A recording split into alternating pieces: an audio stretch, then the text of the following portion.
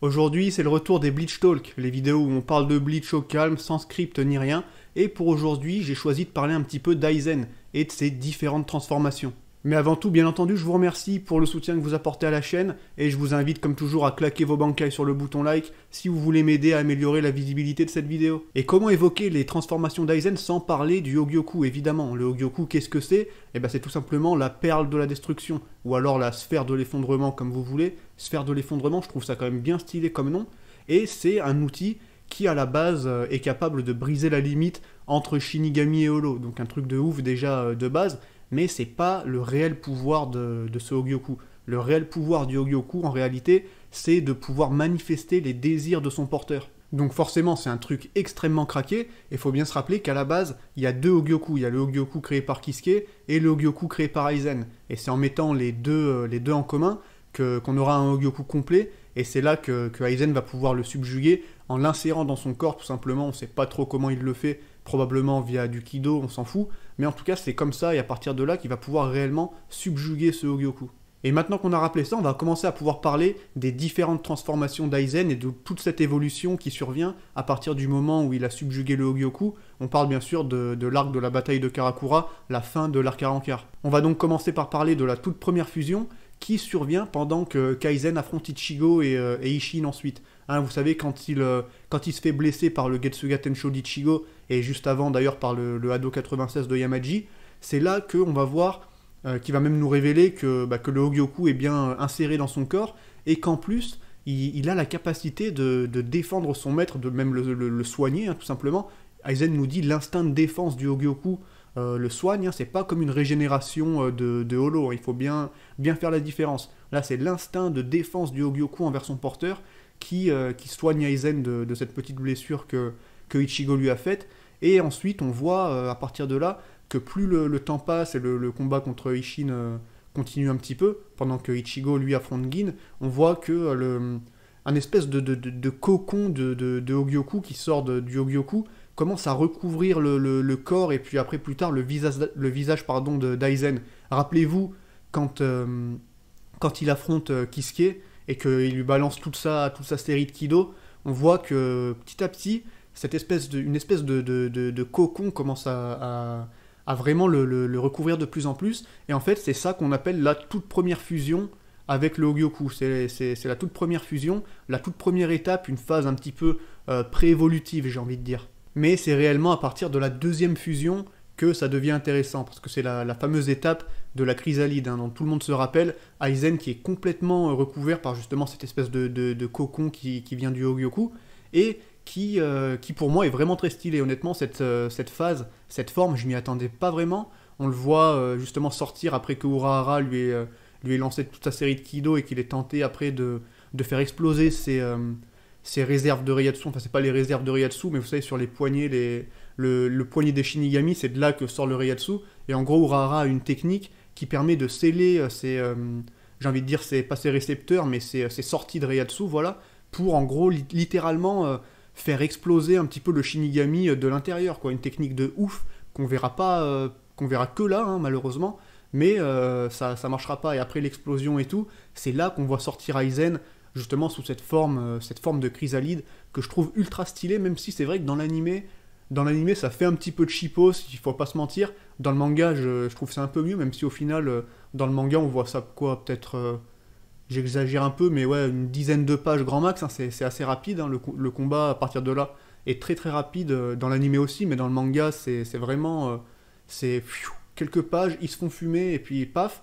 Mais faut bien comprendre qu'à partir de là, le Reiatsu Daizen atteint un niveau vraiment monstrueux, et à partir de là, ces trois opposants qui sont Kisuke, Yoruichi et Ishin peuvent plus ressentir son Reiatsu. À partir de là, il y a Kichigo qui peut ressentir ce Reiatsu, cette pression spirituelle, tout simplement parce qu'elle est devenue beaucoup trop grande. C'est justement d'ailleurs comme ça qu'Ichigo va réaliser un petit peu la réelle puissance et l'étendue de la puissance et de la pression spirituelle d'Aizen, et je trouve ce passage vraiment très très cool. Et il faut aussi parler du moment où, vous savez, Ishin balance son Getsuga Tensho sur Aizen, ça brise un petit peu la chrysalide au niveau du visage, et là on se rend compte que l'intérieur de ce truc, c'est un peu...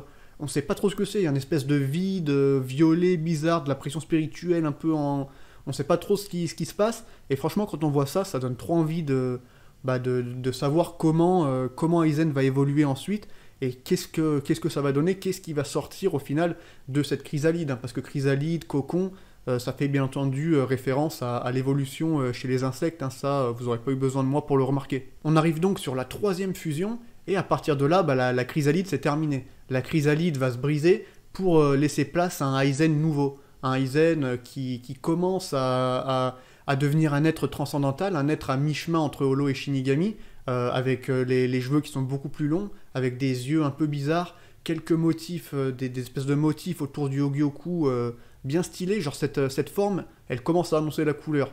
Genre, Aizen en vrai est pas si différent que ça, mais c'est le début des embrouilles, hein, j'ai envie de dire.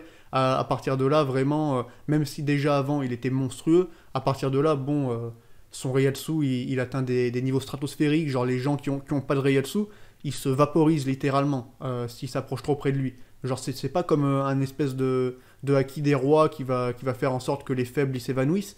Là les mecs ils sont vaporisés littéralement, il n'y a rien à faire, et c'est tendu, mais cette forme on la verra pas pendant trop longtemps. Alors un truc important à noter quand même avec cette troisième fusion, c'est que Aizen, vous savez, quand il passe donc de la fausse Karakura et qui va à Soul Society pour retrouver la vraie Karakura qui y était cachée, il va bien entendu passer par le Dangai, donc le monde du précipice, et il va détruire littéralement, grâce à sa pression spirituelle, le Kototsu, donc qu'on appelle le nettoyeur, il me semble en français, il va le détruire.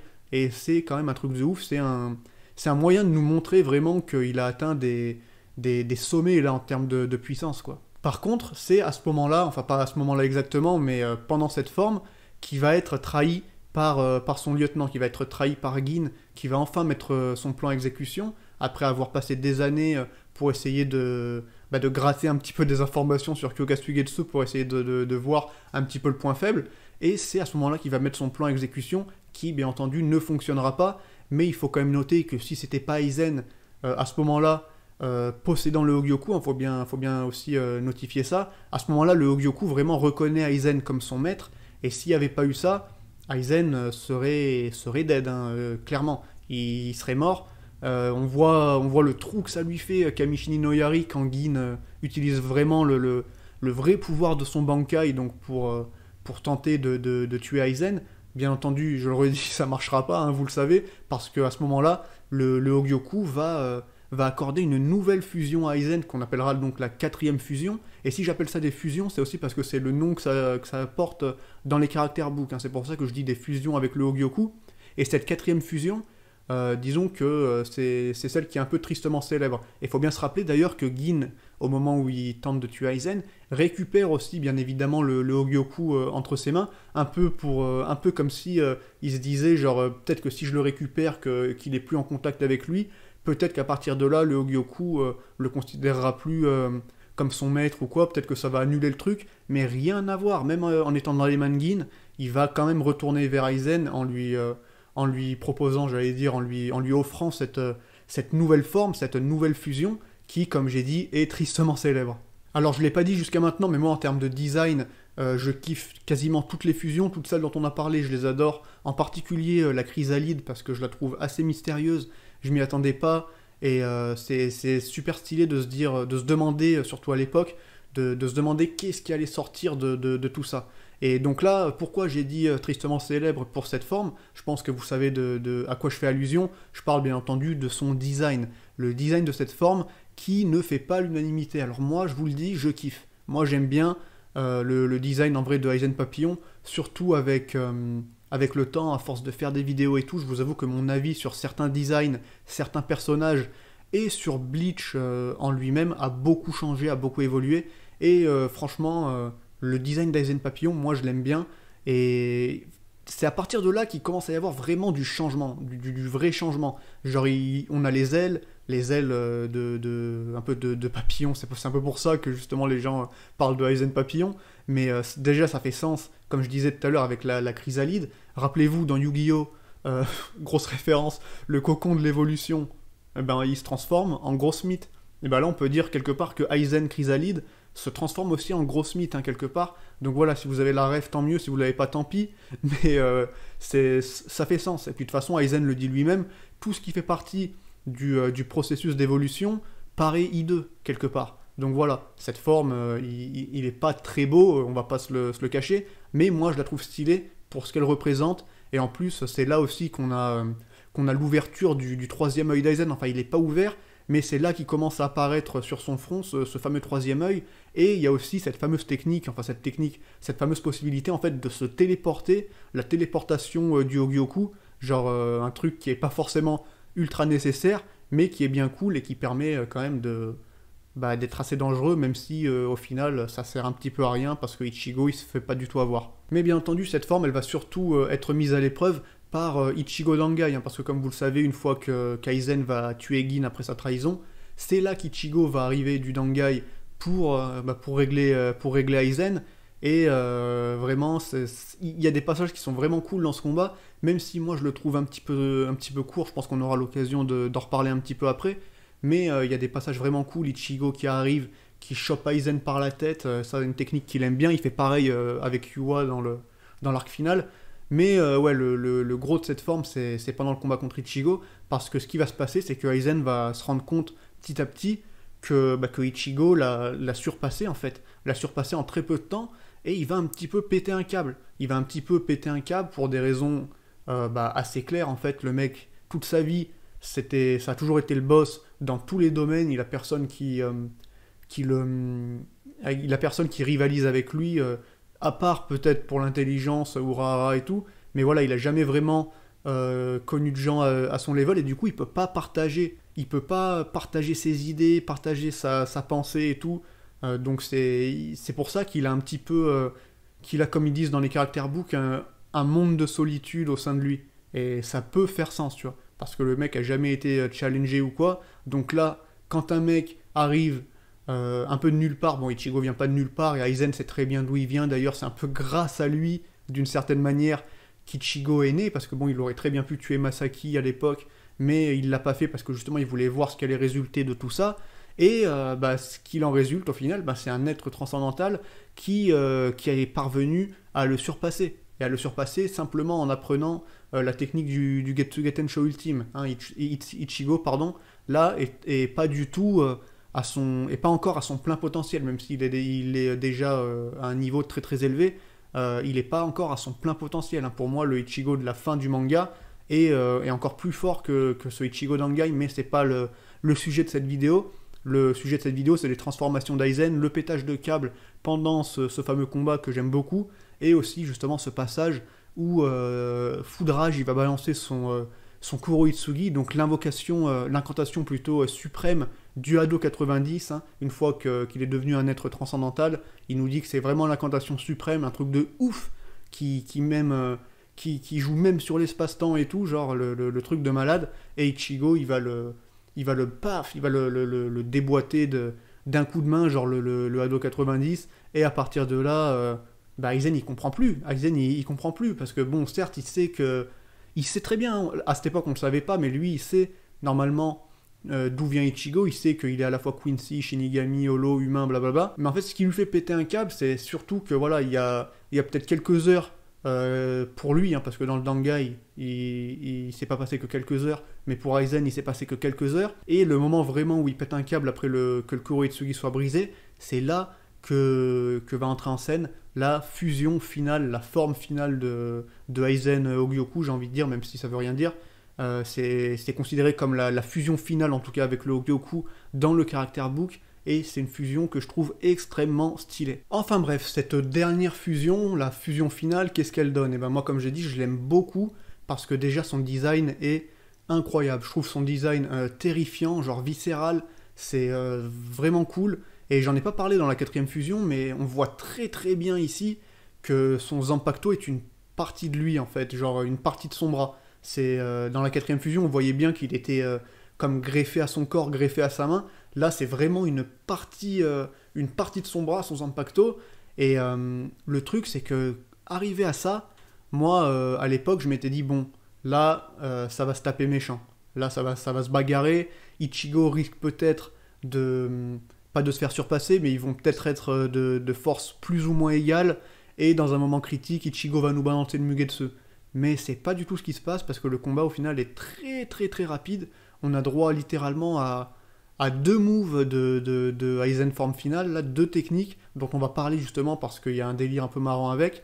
Mais voilà, c'est deux techniques qui au final serviront pas à grand chose parce que Ichigo balaye tout et balance le Mugetsu direct. Alors quelque part ça fait sens, il est pas là pour traîner, il est pas là pour s'amuser ou quoi, mais un petit combat un peu plus long, pour moi juste pour rendre ça plus mémorable, ça aurait pas été de refus, mais enfin bref, on s'en fout. L'important ici c'est de parler de ces deux fameuses techniques là, qui s'appellent en réalité Fragor. Fragor ça veut dire fracas en espagnol, et c'est bien entendu, hein, je fais référence à cette technique, vous savez, où les crânes là sur ses ailes, parce qu'il y a un aile sur chaque crâne, non, excusez-moi, j'ai pas envie de refaire, il y a un crâne sur chaque aile, et ces crânes peuvent balancer des espèces de bombes atomiques, genre le fragor, c'est comme ça que ça s'appelle cette technique, donc fracas. Et quand j'ai vu ça, justement, c'est là que je me suis dit, ouh là là là là, Ichigo avec le bras brûlé, là ça va se bagarrer. Mais au final, non. Et l'ennui que j'ai en fait avec cette fameuse technique, c'est que le fragor, c'est cool, mais ce qu'il fait après, c'est de la merde, en fait. C'est la technique la plus éclatée de Bleach, quelque part. Peut-être pas la plus éclatée, mais en vrai, parce qu'en fait, l'ennui, c'est que dans le caractère book, on nous dit fragor, machin, bombe de pression spirituelle, blablabla, pas de soucis. Mais après, on nous dit que la technique suivante, vous savez, quand il chope Ichigo par le callback et qu'il fait ces espèces de cerceaux autour de sa tête, là, et ben en fait, cette technique s'appelle Ultra Fragor. Et donc, en fait, ce serait 5 Fragor d'un coup, par tous les crânes sur les ailes de Aizen dans cette forme-là. Et ce que je comprends pas, c'est qu'en fait, moi, je m'attendais à ce que du coup, 5 trucs, ça fasse une giga explosion atomique. Et pourquoi, en fait, ça fait des cerceaux bizarres, là, autour de lui? Alors, dans l'animé, c'est encore pire, justement, dans l'animé, parce que dans le manga, on a un peu l'impression que c'est genre des cerceaux, mais d'énergie spirituelle, tu vois, qui pourraient exploser à tout moment.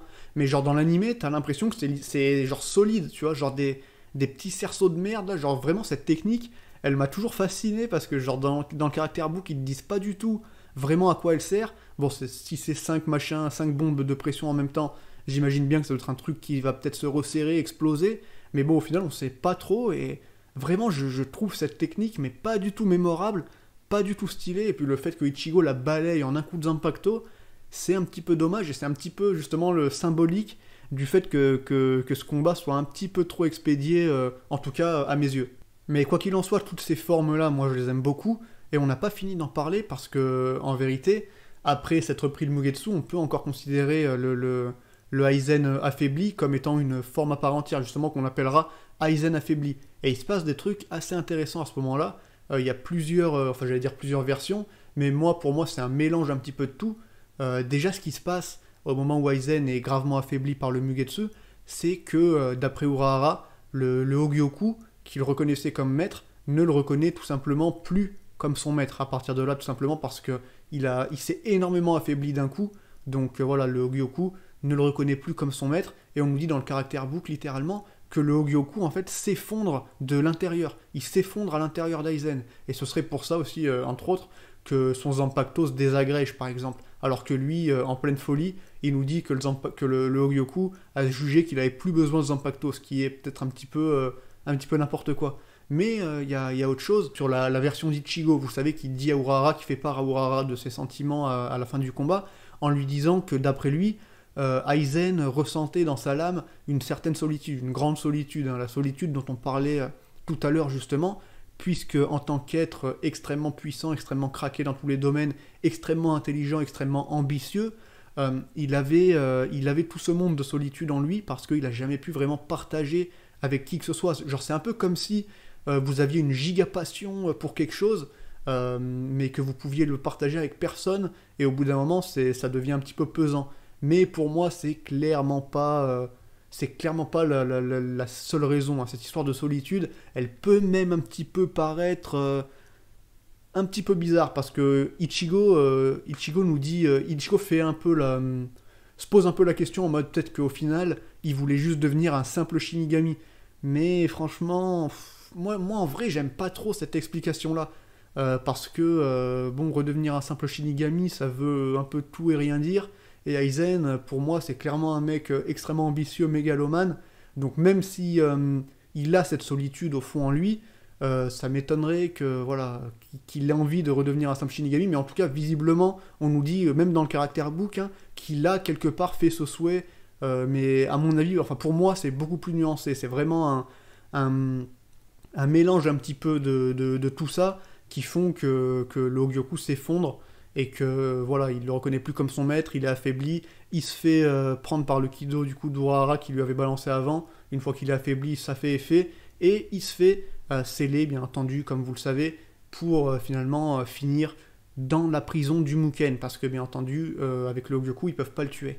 Et pour finir avec cette vidéo, on va parler un petit peu aussi du Aizen prisonnier, le Aizen du Muken, le Aizen de l'arc final, qui visiblement a encore plus de pression spirituelle que pendant son combat avec Ichigo. En plus de ça, il peut toujours se servir de Kyoka-Suigetsu, qui semble toujours justement greffé à sa main, alors on sait pas trop comment ça se passe là-dessus. Le Hogyoku, on nous dit que c'était effondré, qu'il le reconnaissait plus comme maître, on nous dit qu'il a fait le souhait de devenir un simple Shinigami, alors qu'est-ce qui s'est passé exactement à ce stade-là? Il est toujours immortel et tout ça, on sait pas trop. J'avoue que j'aimerais bien un petit peu plus d'insight là-dessus, un petit peu plus de vision là-dessus, ce serait sympa. Et justement, est-ce que ça risque pas d'arriver avec l'animé qui arrive en octobre? Bah moi je vous le dis, c'est garanti. C'est garanti, pourquoi? Parce qu'on va avoir des petits rajouts par-ci par-là, et 2-3 petits trucs en plus sur Aizen, et ben franchement, moi je dis, ça mange pas de pain. Après, quoi qu'il en soit, imaginez franchement les gens qui sont pas au courant, les demi-fanboys, j'ai envie de dire, ceux qui ont vu que l'animé, mais qui sont quand même des giga fanboys d'Aizen. Bon, vous êtes un peu cancer quelque part parfois, je vous le dis, hein. Parfois non, mais parfois oui, pas tous, heureusement. Mais voilà, imaginez eux, quand ils vont voir ces passages avec Aizen, genre Aizen sur sa chaise et tout, qui utilise son Reiatsu pour sauver la mise au Shinigami et tout, ça va être un truc de malade, imaginez. L'animé, les gars, l'animé, c'est là, je peux presque le toucher. C'est là, c'est bientôt. Et justement, ça fait une bonne transition de fin, parler de Aizen Muken, justement, Aizen de l'arc final, parce qu'on va le voir dans ce putain d'animé, ça va être incroyable, ça va faire partie des trucs de ouf. Et étant donné que c'est Aizen, franchement, moi je m'attends à des petits trucs en plus, comme pour Kenpachi, pour genre les combats de Kenpachi au début qu'on voit pas dans le manga. Je me dis, Kenpachi, il y aura en plus. Aizen, il y a des chances qu'il y ait en plus 2-3 petites explications par-ci par-là. Franchement, comme j'ai dit, ça mangerait pas de pain, ce serait cool. Cette expression, elle pue la merde. Je sais pas pourquoi j'ai dit ça, mais j'ai rien trouvé d'autre sur le coup. Et c'est Bleach Talk, hein, pas de script. On est là, la passion de Bleach se diffuse de manière pure, j'ai envie de dire, de manière vraiment sans filtre, sans rien du tout. Il y a juste le filtre du micro que vous voyez, parce que bon, je sais pas bien régler une caméra. Mais voilà, vous avez compris. Beaucoup de plaisir, beaucoup de passion de Bleach. Qu'est-ce que je pourrais dire là? Non, bah là je pense qu'on va s'arrêter là. Bleach Talk, c'est les vidéos où on parle de Bleach au calme. Passion de Bleach, passion du shonen. Bientôt l'animé dans moins de... Dans quoi? On est le 27 juillet au moment où je fais la vidéo là. Donc dans 2 mois, on peut dire dans 2 mois, c'est dans 2 mois. Dans 2 mois, on sait pas exactement quand, exactement en octobre, mais disons dans 2 mois. Dans 2 mois, quelques jours, on sait pas, mais bientôt, c'est bientôt là, après 10 ans. Plus de 10 ans même maintenant, vous imaginez? Il y a 10 ans en arrière. Qui se rappelle il y a 10 ans, quand il regardait le dernier épisode de Bleach, hein, la fin de l'arc Fullbring et les petits rajouts avec Ichigo qui dit au revoir à Rukia. Parce que ça, c'est pas dans le manga à la base. Qui s'en rappelle? Et qui se rappelle déjà à l'époque se dire putain, c'est le dernier et tout. En plus, à l'époque, le manga était même pas fini, mais j'étais déjà en mode allez, je veux encore. Et quand on a vu le dernier arc, quand on a vu Yua pour la première fois et tout, quand on a vu la première invasion des Quincy, qui est, quand je parle de la première invasion, je parle de la première grosse invasion, hein, pas de l'invasion, la petite où Sasaki se fait tuer. Quand on a vu cette première invasion, on était tous la main dans le slip, en train de se dire ramenez l'animé s'il vous plaît. Et là, dans 2 mois, c'est là. Et bien entendu, on sera toutes les semaines ici pour faire les reviews, pour dire ce que j'en ai pensé, machin. Même si quelque part on s'en bat un peu les couilles, on va surtout aussi analyser ces épisodes de fond en comble, se fait extrêmement plaisir la passion de Bleach. Donc voilà, comme vous voyez, sans filtre. Pourquoi je dis sans filtre? Genre, voilà, c'est juste que je sais plus ce que je dis, et c'est la passion qui parle. Et la passion, c'est quelque chose d'important. Mais ce qui est important aussi, c'est que vous claquiez vos bankai sur les boutons like, sur les boutons commentaires, mettez des commentaires, des trucs, la passion de Bleach. Parce que la passion appelle la passion. Et quand la passion et la passion sont réunies, la passion devient complète, et là, je peux devenir un être transcendantal. Donc merci à tous, et en attendant la suite, moi c'est là-dessus que je vous dis vive Bleach, et à la prochaine tout simplement.